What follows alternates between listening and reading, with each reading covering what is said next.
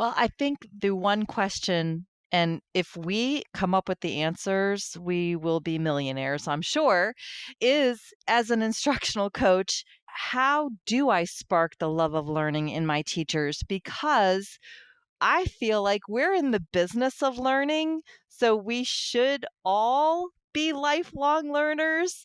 But I also understand we all have lives. You don't have the What time to amazes me learn, about our or guest maybe today even is how teachers don't have the persistent, desire dedicated, to and learn. passionate But, she is about her thinking teaching more role. You'll broadly, see how how Laura do I shows get this my over and over teachers to again want to in learn? this episode. Today on this math mentoring episode, we speak with Laura Tomas from Palm Beach County in Florida. Laura's been teaching for 27 years and she's an instructional coach for her school.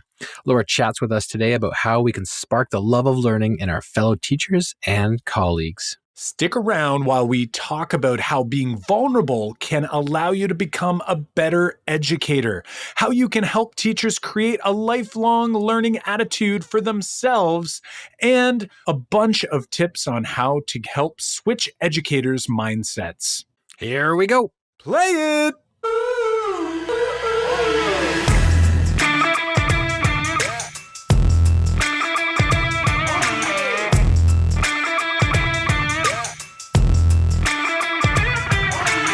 Welcome to the Making Math Moments That Matter podcast. I'm Pierce from tapintoteenminds.com. And I'm John Orr from mrorr-isageek.com. We are two math teachers who, together, with you, the community of educators worldwide who want to build and deliver math lessons that spark engagement, fuel learning, and ignite teacher action.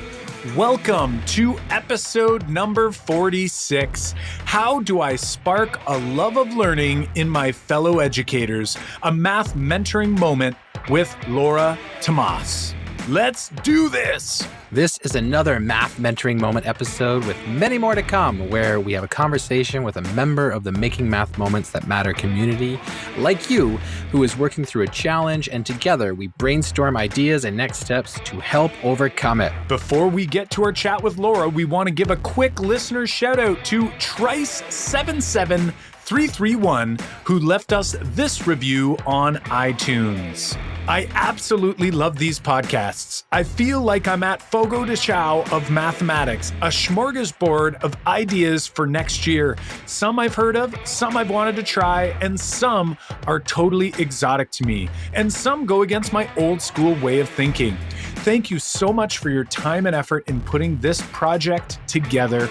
I'm excited to try new things. If you've been loving the podcast, leave us a review on iTunes, just like Trice7731 did by outlining your biggest takeaway.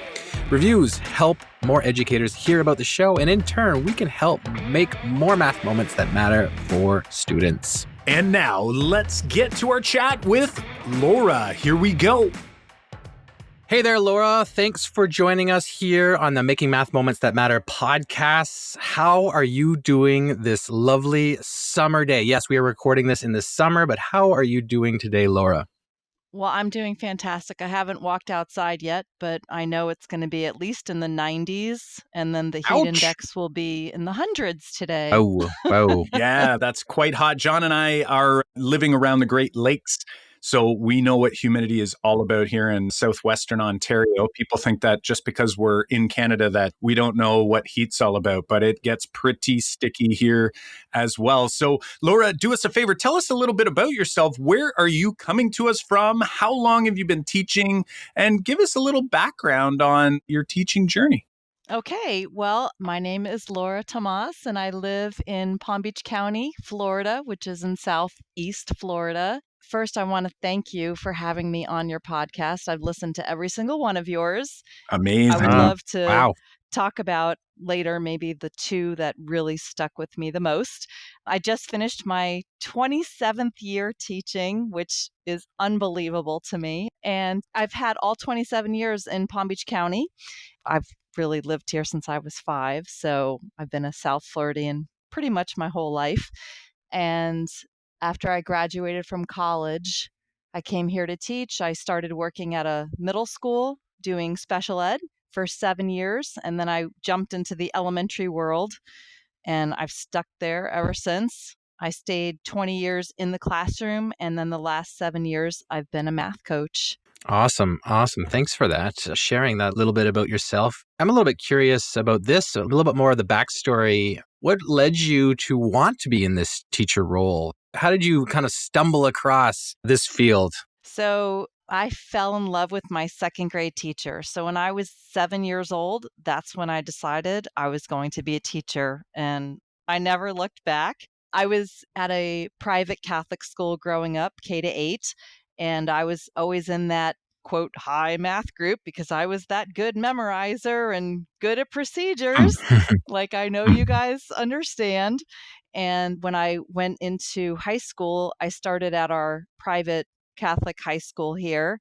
And in ninth grade, I took geometry because in eighth grade, I took algebra. So that's the path that you take. And geometry teachers, you have so much of my, what's the word I'm searching for? You guys are great. However, I did not jive with geometry very well. I was more the numbers, I guess, side of math, the procedure rather than proving all of this. What are you talking about? I have to prove it's a triangle. It's a triangle. Um, You like the so function math. Yeah, the algebra math. well, you would think I'd be a function girl, but yes, the algebra math was for sure. So 10th grade at that school, you took Algebra 2 Trig together. I don't know if it was a semester of each, but the course I remember was called Algebra 2 Trig.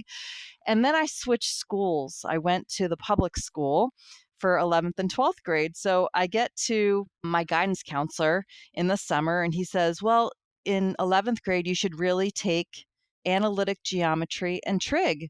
And I looked at him and I said, well, I didn't like geometry and I've already taken trig. So put me in math analysis, which is pre-calc. And he's like, okay. So I this is the part that really nobody knows about me. My first quarter in math analysis, I got a D on my report card. I had no idea what was going on. And the teacher, again, maybe he wasn't the best teacher for me. I'll just say it that way. I ended up getting a B the second quarter, a C the third quarter, and by the grace of God, I don't know how I got an A for the last quarter, which says to me, back then I should have realized grades are ridiculous.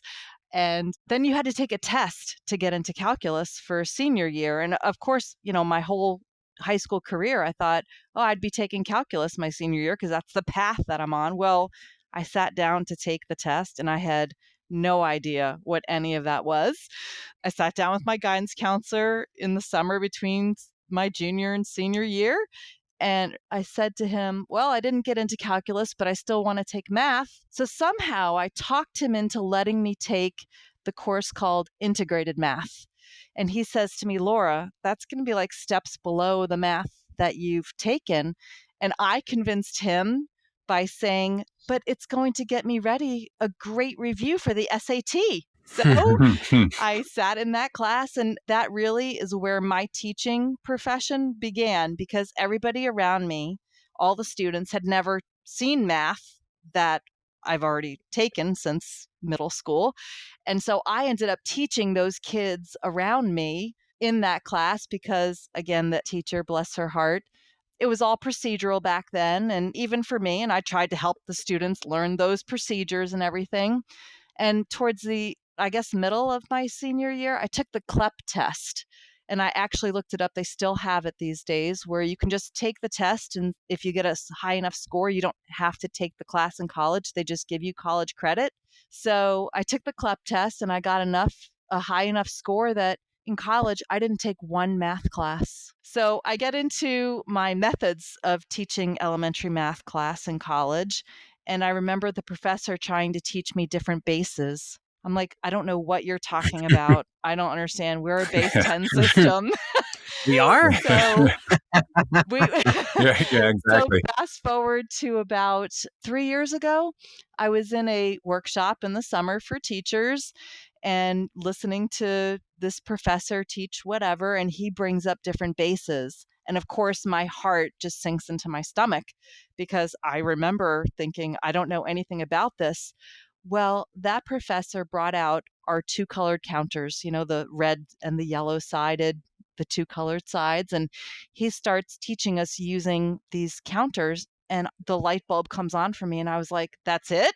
That's what that guy was trying to teach me procedurally back when I was in college. So I think right then and there, I knew how important concrete representational abstract was, but that's when it really set in for me that we have got to be teaching kids hands-on forever. That story is so, there was so many things. I've jotted down so many notes here to comment on. Like the first thing, if I kind of start from the beginning and work my way up, just to think that the impact, I want everyone listening to always remember the impact and influence we can have on students in our classroom. And for you, your grade 2 teacher, your second grade teacher basically had put you on a trajectory to want to become a teacher. And that to me is so powerful that at such an early age, someone can have such an influence on young people. And I think it's really easy for us to miss those pieces as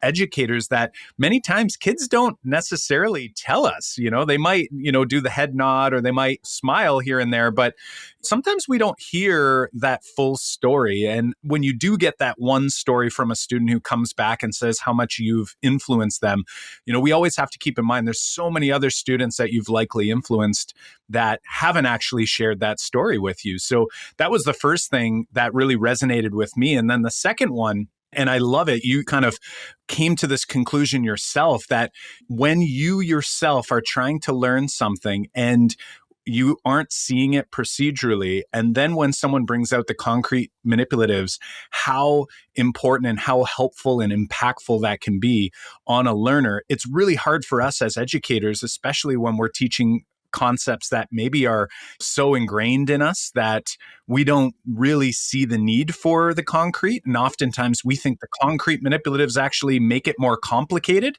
I've heard teachers say that before, is that we're going to confuse the kids. And I think really what it is it's our own discomfort that we don't really understand what's going on.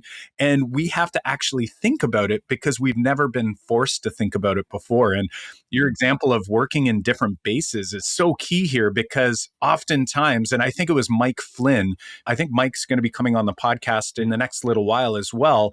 Mike Flynn does something with different bases to really help teachers see how challenging learning a new idea can be when you don't already know the procedure.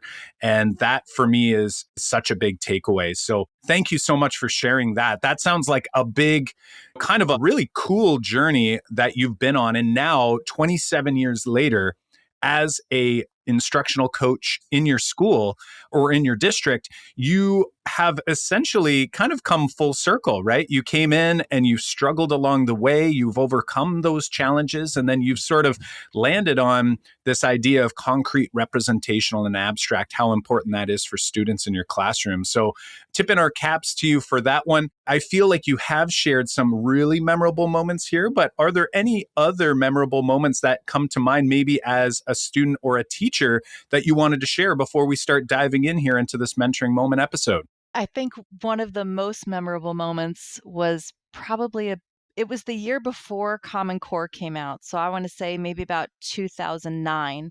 I knew Common Core was coming, so I was trying to prepare myself because I'm a self-learner, how I could get better at teaching these things that all we used to do was procedurally.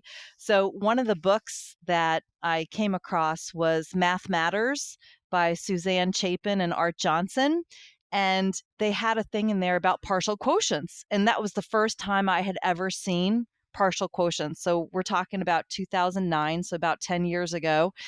And I remember with one of my fifth grade classes, we dove into the standard algorithm and I had them break it apart into, well, what does this mean? It's not just, 4 goes into 7 and all of that.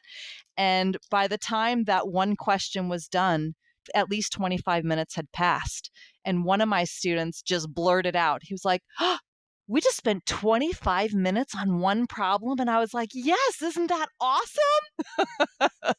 So that's probably one of my most memorable math moments. It's an interesting idea because I think a lot of teachers, they're one of their first they'll put up roadblocks trying to think about teaching conceptually or with concrete manipulatives is that, we only have 45-minute classes or an hour classes, or like us, we have 75-minute classes, but you spent, half that time or all that time on one problem. And that's the roadblock for them because they're like, well, I could have shown them 8 problems or 10, and we could have practiced 20 problems in that same time. And I know that you probably know this from experience, is that one problem broke down so many misconceptions, probably brought forward so many connections between the concepts that we're trying to learn. Like that one problem can be so much more powerful for the students to wrap their heads around, like math and why it's important to do math. Like there's so many questions, so many things that get answered in one good problem versus 20 just kind of standardized practice problems. Don't you agree? Mm-hmm. And it's so funny because I remember in 92, back in the 90s, or as my 15-year-old son says now, back in the 1900s. I'm like, oh, really? Jeez. Right. Back, Yeah. That's hilarious. back in the 90s, when I first started teaching, they kept saying we need to become the facilitator, right? But nobody would ever talk about how to become that facilitator. So what you just said about we could have shown the kids, and as soon as you said that, I was like, yep, that's what I used to do all the time. I was that traditional teacher. But then when things started clicking for me, I became what I consider a math rebel because I am not their traditional teacher anymore. And I love in episode 29 when Jennifer said she's now the meddler in the middle. I was like, ooh, I totally have to steal that because that's how I feel I am. I'm not the guide on the side and I'm not the sage on the stage. I do try to be the meddler in the middle because I do try to ask good questions to kids instead of showing them, instead of spoon feeding them. That brings up, I think it was Sarah Vanderwerf. We heard her talk last year, and she said, one of the things that she'll, never do is tell them if they can tell them or figure it out themselves. It's like I only tell them after they figured it out themselves. So it's a good point.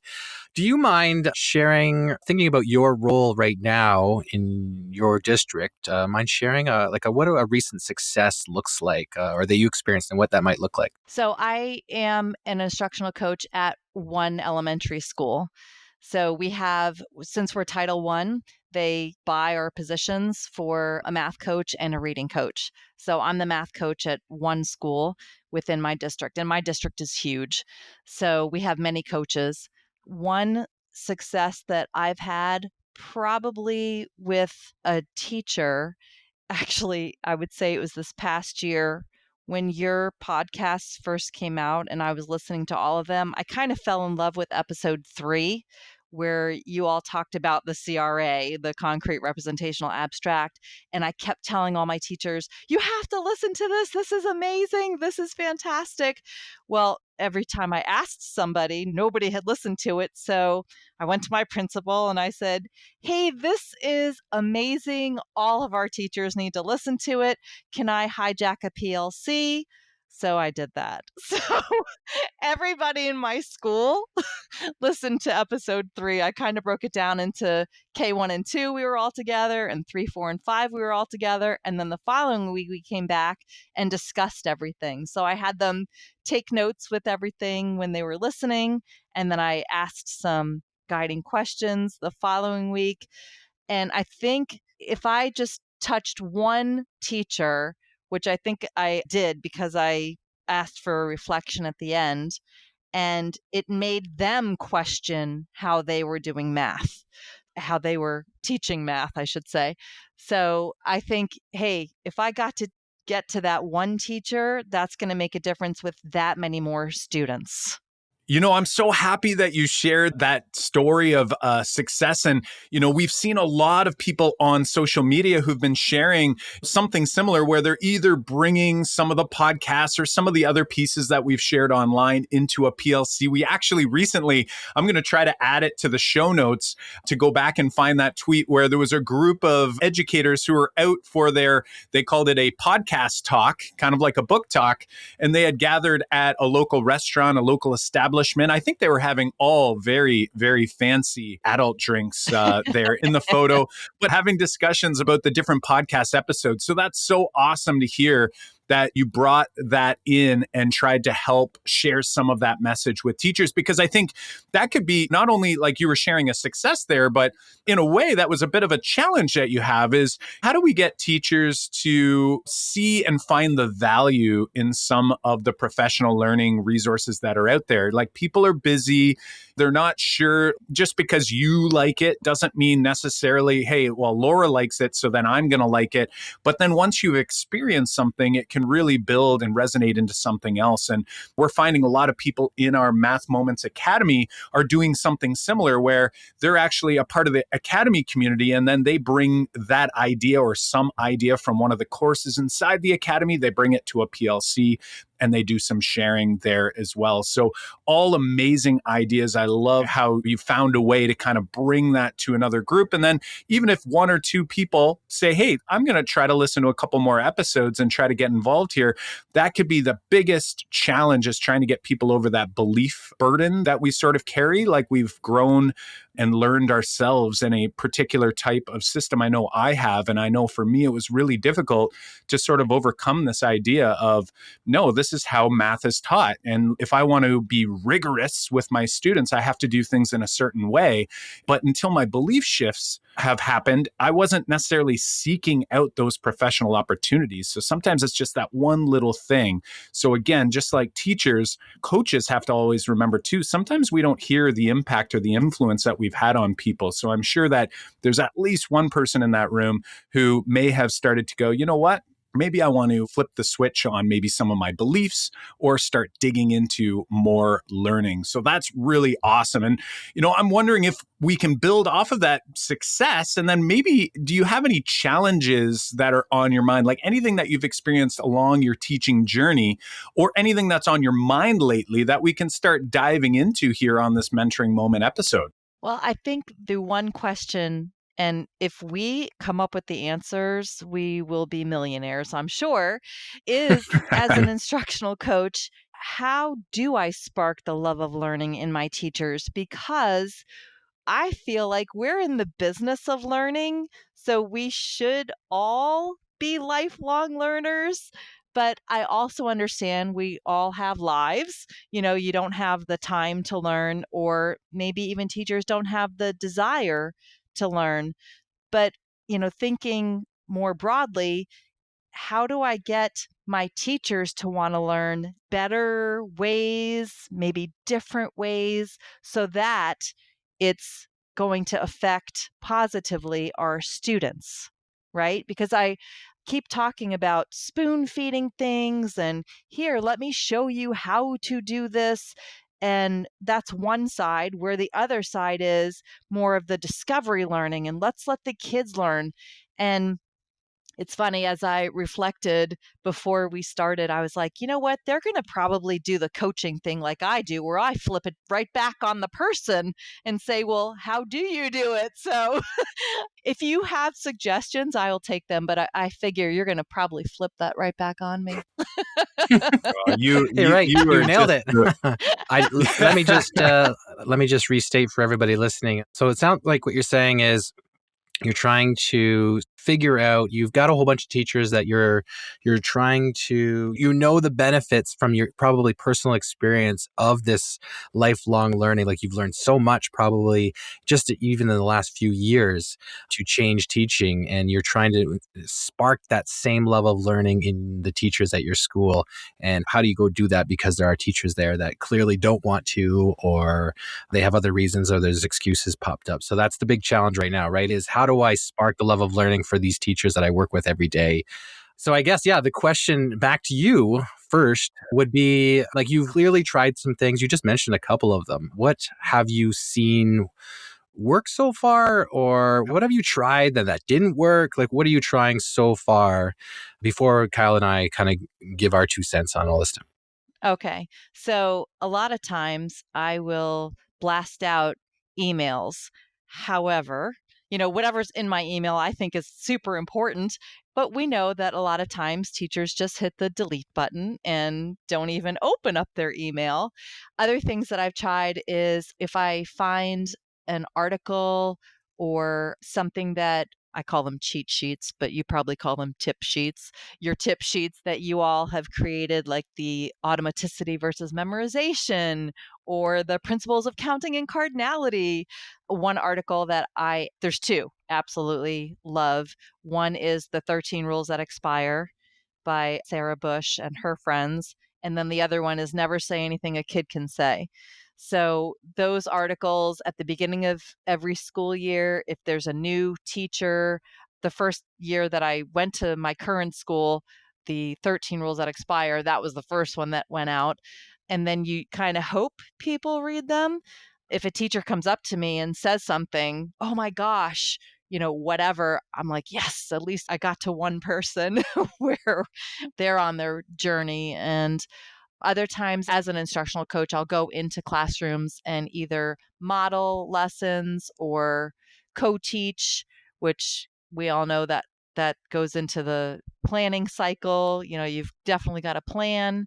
I'm really hoping this year's PLCs, our professional learning communities, focus more on content and how we're going to teach this, because I'm all about the why, not just how, because that's how we learned. We just learned the how and not the why behind it.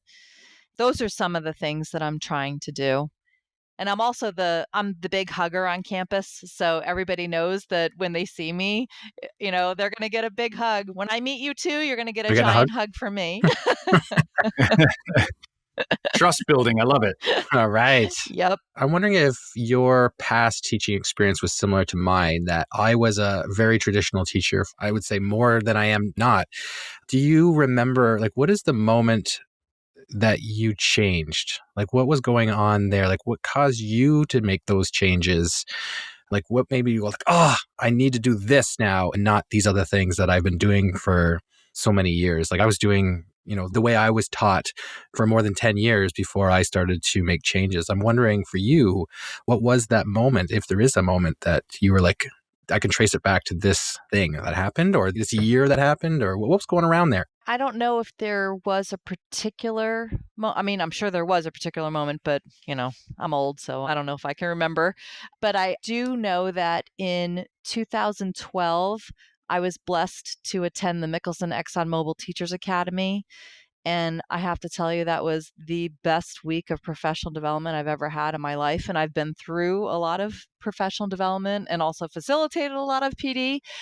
But I think those hands-on experiences, and I think that's where I learned about number talks. And I know that they've been around since the 80s, 90s with Kathy Richardson and Ruth Parker, but I didn't know about it back then because all of you younger teachers, back in the 90s, the internet was just starting, and we actually had to look at catalogs and mail away for things and Think of the whatnot. risk too, eh? The risk you had to take to go oh, which one am I going to buy, right? You just had to sort of stab in the dark, right? And now you can preview everything on Amazon and talk to people, For sure. and it's amazing. So I think just being that learner, I did read Joe Bowler's What's Math Got to Do with It back in, maybe, if I had to guess, 2008, 2009. And that, I think, was one of those pivotal moments. So I think right before Common Core came out is when everything was starting to come together for me. Yeah, I echo some of those same things. And when you said that some of those hands-on experiences, when you experienced the learning and the power of what you discovered in that experiential learning, I think I mimic that. Is I probably sat in some really good PD sessions that were modeled really well, and you could see how that might be played out in your classroom. And in those same books, I read What's Math Got to Do with It a while ago, and Marion Small's stuff on open questions. Those are some of my first experiences in changing. And I think it was really good modeling of PD that helped me see how that would look in my classroom. I think that's really important for teachers. Kyle, what about you? What made you start to change and see some differences? Yeah, I'm sitting back here and I'm listening to both of you speak. And I know, obviously, John, I know a lot about, sort of your own transformation. And again, the transformation's never complete. It's always kind of ongoing and we continue to learn. And I'd argue that now we realize we know way less than we ever thought we knew. We thought we knew a lot early on, and we started making changes, and then all of a sudden we're like, oh, I think we got this. Like, this is good. And then you go do that, and then you go, oh, wait a second, I guess I don't. And that can really kind of hurt your ego quite a bit. And I know for me, I've mentioned it many times before, like having an opportunity to go to a regional conference. For us, it was OAME. That was the thing that really got me started. Before that, I was always keen. I was always keen to try new things, but it was so like stuck in the traditional sort of belief system, the many unproductive beliefs. I tried to make my class as easy as possible for students, like not challenging. And I thought, the only way all students could access the mathematics I had to teach was by essentially spoon feeding it. And I tricked myself for a long time thinking that that would work. And even I tricked other people because, even my administrators and even superintendents, like they thought like, wow, this guy has kind of figured it out, quote unquote. And it was just because the grades were high and kids were showing up. And, there were a few things that were working there, but they weren't learning rich mathematics, right? They weren't actually becoming better mathematicians. They were just becoming better at the game that I was essentially trying to sort of smooth out the field as much as possible within that very narrow sort of way of thinking. So after like seeing others speak at that first conference, it was like I came back and I was like, again, like thought I had it figured out, right? 3-act math tasks were going to save the day. And they did transform how like the energy in my class and the interest level and the engagement, like all those things were so key, but it was like, that was one piece. And then I was like, oh, darn, there's other stuff out there. And it's sort of addictive, for me anyway. I just wanted to keep digging deeper and deeper and kind of going down these rabbit holes. And they're not like negative rabbit holes. They're like, it's intriguing to me.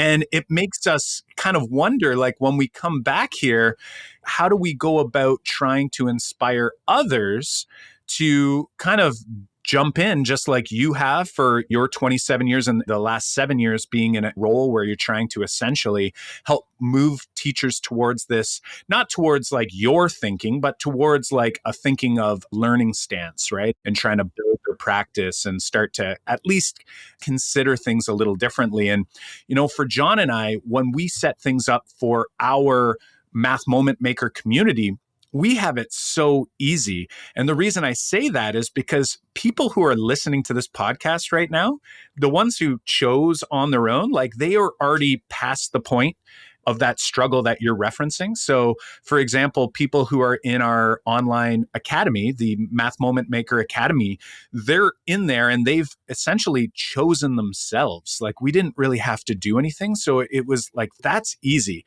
But when I go to my own district or when John travels to another district to do a PD session, like that's when things get more challenging, right? Because that struggle is there. You're dealing with some teachers who were told by their administrator to show up for that PD session, or, you're in a building where you're essentially just trying to kind of build that trust and you do it through hugs, which I think is great.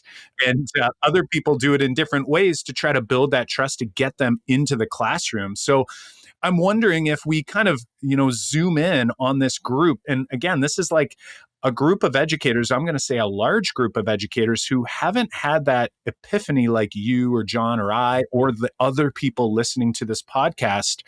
They haven't had that epiphany yet. So it sounds to me like we're trying to help them have that epiphany. So I'm wondering, like, if we were somehow, like you said, we got super rich because we figured this thing out on this podcast episode today, what would the solution look like or sound like to this struggle? Let's say like 5 years from now, like what would things be like if we were able to somehow find a way to overcome this huge challenge that I'm sure so many other instructional coaches and consultants are facing themselves in their own districts? I guess it would look like when you walk into their classroom, the kids are not just engaged, but are thinkers and are learners, and they're not just passively sitting in rows and columns. I still don't, Mhm. that still happens in places,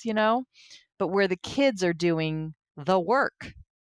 What would it look like in the staff room or the teachers or at your PD sessions? Like, what would that look like, sound like? I guess with the teachers, it would be everybody sharing their best practices of how essentially it would be great if it could be done in the planning session, of how are we going to quote teach this. And I say teach with quotation marks around it because I don't want it to sound like the traditional, I guess it's how are the kids going to learn this, I guess is the way. Because the word teacher, it makes us sound like we're the all-knowing, we're the answer givers, where we should be the learner helpers. I don't know what we should be called anymore, so that we're not the sage on the stage. And I did think of two more moments that were very impactful for me. So one was when I went to that Teachers Academy, one of the books that we were given was Good Questions for Math Teaching by Peter Sullivan and Pat Lilburn. And that was the whole open-ended questions, low floor, high ceiling. That book changed me. That was 2012 was the first state conference that I went to for FCTM, Florida Council for Teachers Mathematics. And I was like, why haven't I known about this before?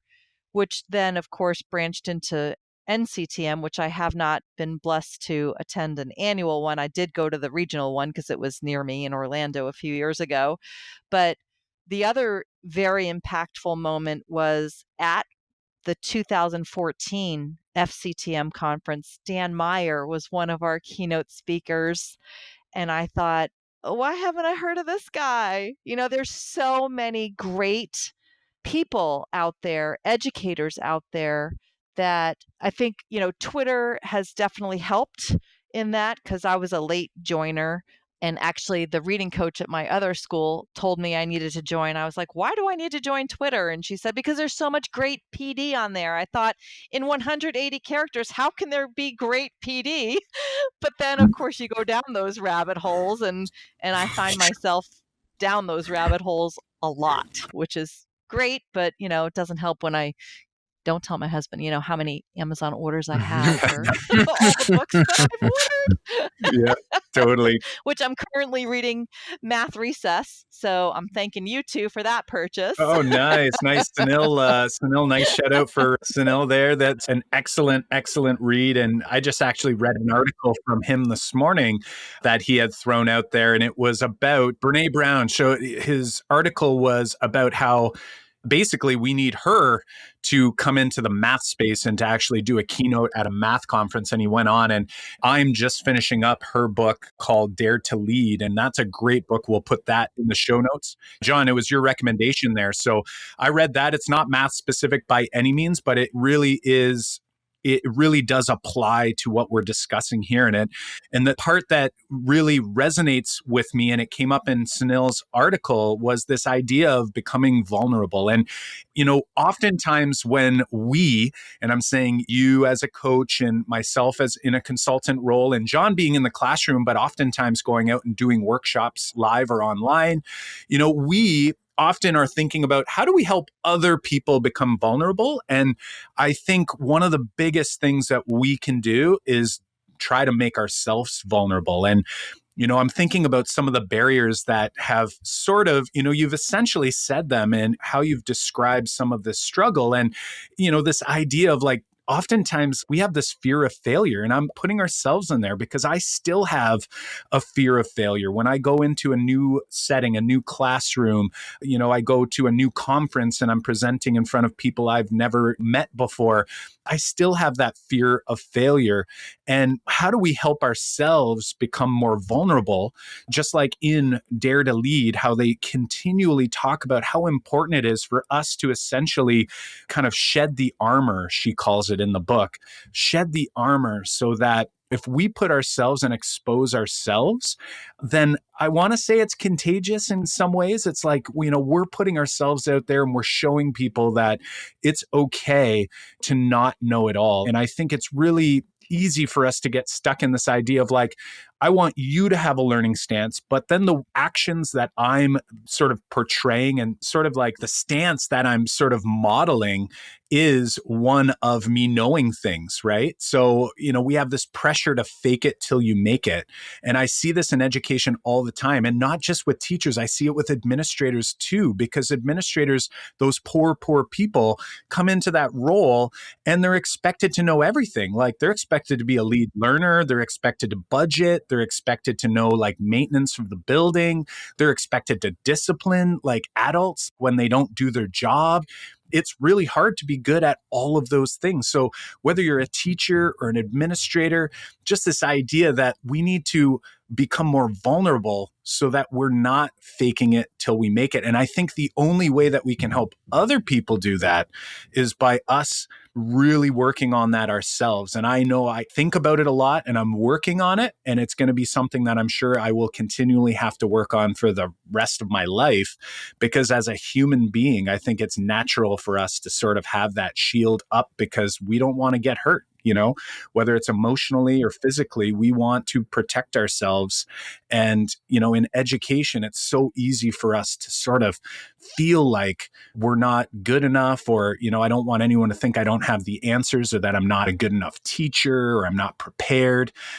John, like, what are your thoughts on this as we start talking about vulnerability, and then also about like how we might be able to maybe help ourselves as coaches, and if it's an administrator listening to this podcast, like what else might we be able to do to sort of influence others to become more vulnerable, and then also to start maybe thinking a little differently about how they go about teaching math? I relate to what you're saying about the vulnerability, because I think that's one of the biggest barrier of why our teachers are putting up blocks to learning these things. It's, the response of the teacher that says like, I don't have much time. Really, is that what it is? Or is it that I don't want to try something new and then fail at it and look silly in front of kids or even adults? That's the one that I hear the most from teachers, that I said, like, I'm not going to do this in front of my class unless I'm really good at it, or I've practiced this a million times, but you're never going to get there if you don't do it in front of your students. It's kind of a catch-22 in that case. So I think the vulnerability is huge. And I think that's the biggest thing we need to think about. Laura, have you read Switch? It's by the Heath brothers, Chip and Dan Heath. I have not. Okay, so this one helped me a lot. It's not a math book. It's a book about changing people's beliefs or changing people's routines, helping people see something different and switching their habits. I read it a few years ago, actually on a way to, I listened to it. Most of the time we listen to our books through Audible, and it's a really good one. The Heath brothers, they have 3 big ideas on how to change people's beliefs on whatever you want to change. Like, it's mostly a business kind of book, but the practicality of it for math education is huge.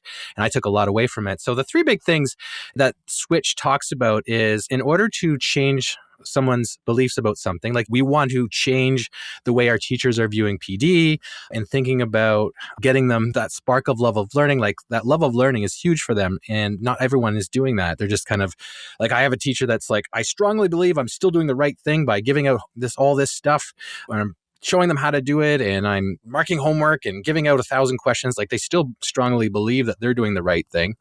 And so the Heath brothers say there's 3 things. The first one is that you have to think about, you have to imagine this. You have to imagine that there's a person sitting on top of an elephant, and that person is trying to go somewhere.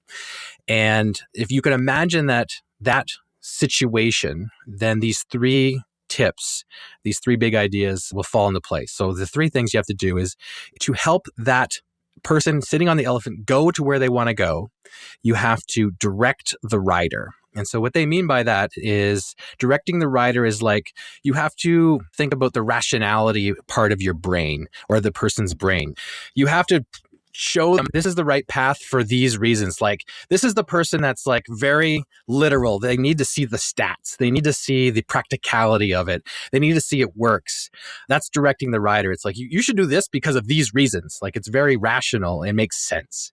That's the first kind of part, is you have to direct the rider. And the second part, which is the bigger part, is you have to motivate the elephant. And so because the rider can go like, I want to go over there, right? And they can try to like pull the elephant while sitting on there or direct the elephant to go that way. But if the elephant doesn't want to go that way, then the elephant's not going that way because the elephant is huge. The elephant gets to decide where they really go if the elephant wants to go there.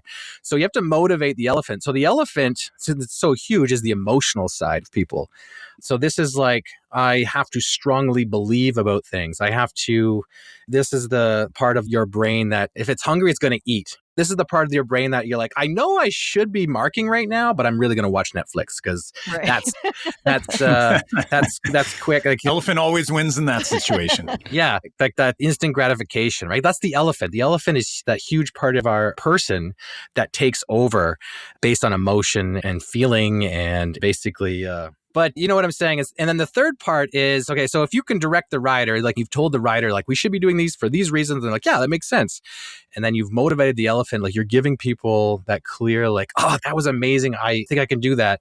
Then you also have to clear the path. That's the third thing. So clearing the path is about making it real easy to do these things that you want them to do. Because sometimes there's hoops in the way. There's things that make it hard to do that.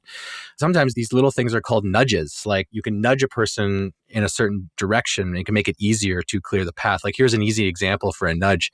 This is from, I think the book Nudge by Richard Thaler. There was this, I think there's a town in Denmark, I think it is, that they had traditionally had very low rates for organ donation. Less than like 10% of the people were donating their organs, and it wasn't like they're signed up for the organ donation cards. And so what they did was they just switched the ideas. Like you had to opt in to donate your organs. I think we have to do that here too. And so what that government did is like, you know what, we're not going to make it an opt-in. We're going to make it an opt-out. And so automatically everyone was enrolled to be an organ donor, but you could opt out if you strongly believed you didn't want to do that. And all of a sudden they had 5% of people organ donors and no one opt out. It wasn't because it was like everyone was all of a sudden like, I really want to donate organs. It was just because it was real easy to do that, right? Like it was harder to do the behavior that the government wanted them or didn't want them to do. They made it real easy for them, the behavior that they wanted to do, and hard to do the one they didn't want to do. So that's kind of like what clearing the path is. It's like, what can I do in my school or in my job when I'm working with them on the PD sessions to make it real easy to do the thing I want them to do and hard to do the thing I don't want them to do. It's such a great example. Like I'm thinking a lot of people at home are going to benefit a huge amount just by the three pieces there: directing the rider, motivating the elephant, clearing the path. Definitely worth reading that book. There's some great examples. And, for me, I made my own connection just listening to you, John, explaining it, because recently, I'd say maybe 3 months ago, we both actually read the book Atomic Habits.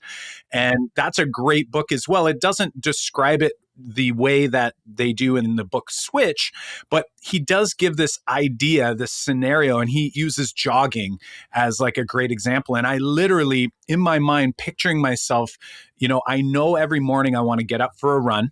That's like me being the rider, but getting myself to motivate the elephant, me in the bed, trying to get out of bed in the morning is really hard. So how I clear the path is by setting myself a super low-hanging fruit goal, which is I want to put my shoes on every morning. So I'm going to clear the path by making sure my shoes are accessible. My running clothes are right next to my bed. And now the alarm goes off. I literally just put my shoes on and I've now accomplished that goal. Once my shoes are on, it's so easy for me to do the rest of the run because I've put such a low hanging fruit there. My goal was to get the shoes on. And once the shoes are on, I've never once taken them off again and went back to bed. Like they were already on. I got out the door. I went for a run. Sometimes I don't go as long, but I still get out and I can feel good that I've actually managed. The rider feels good. The elephant knows after that, yeah, that did make sense. And it was because of this idea of like clearing that path and really making it a low-hanging fruit. So I'm wondering if like we were to put it back to you, like what are your thoughts? There was a lot of stuff that just happened there. I want to get like kind of a check-in with you on any of those ideas maybe resonating with you. And if so, what does that mean for you now? And I know it's probably going to be more of like a long-term thing to think about, where you'll reflect on it beyond. But where are you at right now? What's sort of resonating with you? And maybe we can take it from there and figure out where we go next. Okay, well, first of all, thanks for putting 4 more books on my TBR pile. And Your poor husband. he knows it's all good. Get an Audible account. You know what? I'm more of a book person. I like to read and highlight, and I even tried to do 2 online Twitter book clubs, and it just wasn't for me. I need to be in front of people and talk with people when they're right in front of me. So, but that's just me. I totally understand the whole elephant metaphor, and I like, Kyle, how you brought it to reality with the jogging. So, you're making my brain already start swirling as to how I can clear the path, because I think directing the rider, I have enough research, I have enough, logical reasons out there for them to do it. As far as the motivating the elephant, the emotional, the feeling part, other than maybe I can have kids give testimony. This past January, I kind of switched up some kids with a 4th grade teacher. And so they would come into my room, and after the first day, they made such great comments that I just had to write them down, and I took a picture of them. First of all, it was like, math is over, but I literally want to stay here, and things like that. And I think maybe the teachers seeing or hearing those comments might affect their emotional part of their brain. But clearing the path, I'm thinking now that in our PLCs, I have to make it so easy for them to want to stay the opt-in and not opt out. So that's going to probably be my challenge this year. Right. Or make it harder to do the thing that you don't want them to do. Right. So it's like you could put barriers in place to go, okay, the path over here is easier than that path. So that could be there too. Like motivating the elephant too. Like remember when we asked you what was the moment that you started to change? Like both of us said it was experiencing really good PD and seeing that action. And like that for me is motivating my elephant. That was like, oh, I can see this in my classroom. It felt really, I was the teacher that would go to a PD session and I would like, I want you to direct my rider. I don't want you to like put me in the place of a student. Just show me what the activity looks like. I can figure it out from there. And like I was that person until I sat in a really good one. And I still had that thought at the beginning. Like I don't want to do the activity. But then when I was forced to do the activity, it motivated my elephant. I go, I can really see this. I can see it outlined. I can see how my students would react to this. I felt that reaction. I want that for my students. That motivated my elephant. And I think you've hit the nail on the head, like how you can clear some paths, like how they can make it easy. Like how can you set it up for some, that is a hard thing to set up. But I think once you clear some paths, I think it can, I think you've got the other 2 things ironed out. I think clearing the path is where you want to spend some time. So, as Kyle said, we've unloaded a whole bunch of stuff on there to think about. We're getting close to our time ending here, but before we say our goodbyes, we want to know, if you think back to everything that we talked about here, what would be, 1 or 2 big takeaways for you? I think it was actually towards the end of our conversation here about being vulnerable. I told my mom and my husband that I was going to be, doing this podcast with you. And my mom said to me, it's because I am vulnerable. And that's so funny that you both use the exact same word. I think that might end up being my mantra this year, to spread that word to the teachers, to be vulnerable. Because really, what do we have to lose? I don't know. I mean, maybe I've always grown up with I don't really care what people think about me. So I'm that not normal kind of teacher where I will take the dive and I'll try things out. And if they succeed, great. And if not, okay, I'm back to the drawing board. Let me figure out another way. But I think that might be my theme for the PLCs this year, is to be vulnerable. And I wonder too, clearly it's almost like right there, what resonated with me is that maybe you have to be more explicit. I'm saying you have to be, and I don't mean it in that way, but maybe considering being more explicit wherever possible, because like, I think we assume in our own minds that people understand how we feel, how we think, how like our journey. And in reality, a lot of times, like we're not super explicit about that. So I wonder if maybe there's like a bunch of educators who aren't aware that you are into online PD and that you're not doing it to get them stuff, you're doing it to get you stuff, and that you're actually doing the learning, and you're not just there to help teach them something, you're trying to help inspire them to want to go and do some learning on their own as well. So, sometimes just being like more explicit about our own struggles can really draw that out. And I love your idea of thinking about how you can focus things on this idea of vulnerability. And I wonder, I know there's 4 books that we describe, maybe even more in this episode, but this idea of dare to lead, I think if vulnerability is what you're sort of aiming to focus on, giving that one a good read is a really great way to start thinking about, like, how do I model that? Because if we can model it better, then maybe it's more explicit for the teachers that are in your PLC to sort of go, okay, I can do that too. Otherwise, if it's just implicit, if it's just kind of in the background, it can be easy for us to miss, right? We just don't pay attention to those types of things. So really cool. I think that's an amazing takeaway. Are there any other wonders or takeaways that you want to share before we allow you to carry on with your day? We've taken up a lot of your time, but I know it's such a worthwhile conversation for the Math Moment Maker community. Anything else that you want to share before we head out? Well, the last comment I want to make is about another one of your podcasts that made a huge impact on me, and it was episode 21. It was Peter Liljedahl, The Thinking Classroom. That actually changed the last 2 months of my teaching ways this year, and the kids absolutely loved it. And I have to tell you that every time that when I heard, sponsored by, I thought you guys kept saying white book, like the color white. I'm like, what's a white book? And then I finally connected the dots and I was like, oh, it's wipe. WIPE, wipe books, and I ended up ordering them. So thank you. And they absolutely transformed my classroom. And I'm actually going to do a presentation on that in the middle of July at our local/state summer mini conference. And then depending on how that goes, I'm probably going to repeat it again at our state math conference in October. Wow, nice. Awesome. Amazing, Yeah, So amazing. We thank you for actually that. have You're welcome. You're welcome. That's nice. great. We actually have a white book promotion going on. I'm just trying to think of when this is going to be airing, or we did a white book promotion a little whiles back, but we will have some extra discount codes and we'll include those in the show notes as well. So super cool. Glad that was one that resonated. We know that Peter's episode was definitely one of the episodes that we get so many comments about on social media, on the podcast page, and in the reviews. So glad to hear that it resonated with you as well.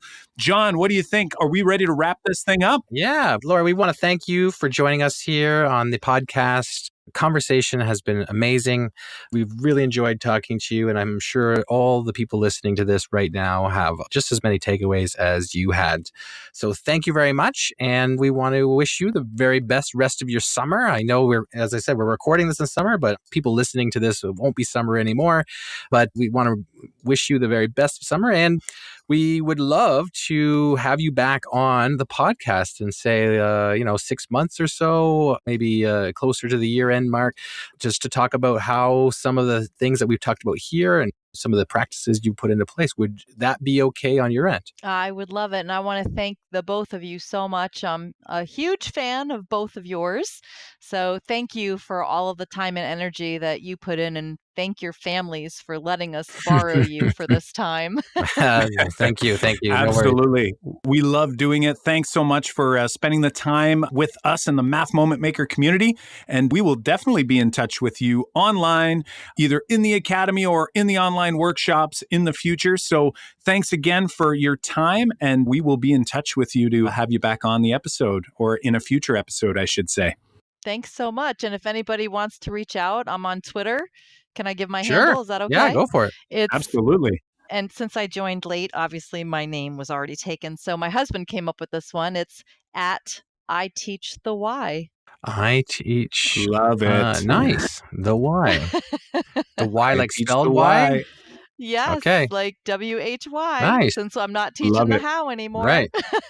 Nice one. Beautiful. All right. Beautiful. That's awesome. Thanks so much for spending some time with us. We will add that to the show notes page, as well as all of the books mentioned, the links mentioned, all the great goodness that came out from this episode. Thanks a ton, and we will see you on Twitter with the rest of the Math Moment Maker community. Have a great one, and we'll talk to you soon. Bye-bye. Thanks. Bye. As always, both John and I learned so much from these Math Mentoring Moment episodes, but in order to ensure we hang on to this new learning, we must all reflect on what we've learned. An excellent way to ensure this learning sticks is to reflect and create a plan for yourself to take action on something that you've learned here today. A great way to hold yourself accountable is to write it down, or even better, share it with someone, your partner, your colleagues, or with the Math Moment Maker community by commenting on the show notes page, tagging at Make Math Moments on social media, or in our free private Facebook group, Math Moment Makers K through 12. Hey, yeah, you, the one that's listening. Did you know that we send out an email each week with tips, tasks, and tools to the Math Moment Maker community? Yeah, but John, you know what we can't do? What, Kyle? We can't send those emails to those in the Math Moment Maker community if they haven't submitted their email address to our mailing list opt-in. Right. What are you waiting for? Get over to the makemathmoments.com/episode 46 or any show notes page for that matter, and you'll see a box to get added to the mailing list. That's makemathmoments.com/episode 46. Are you interested in joining us for an upcoming Math Mentoring Moment episode where you too can share a big math class struggle? Apply over at makemathmoments.com/mentor. That's makemathmoments.com/mentor. As always, make sure that you tap the subscribe button in your favorite podcast platform so that we can reach an even larger audience of educators. Show notes and links to resources from this episode can be found at makemathmoments.com/episode 46. Again, that is makemathmoments.com/episode 46. Well, until next time, I'm Kyle Pierce. And I'm John Orr. High fives for us. And high fives for you.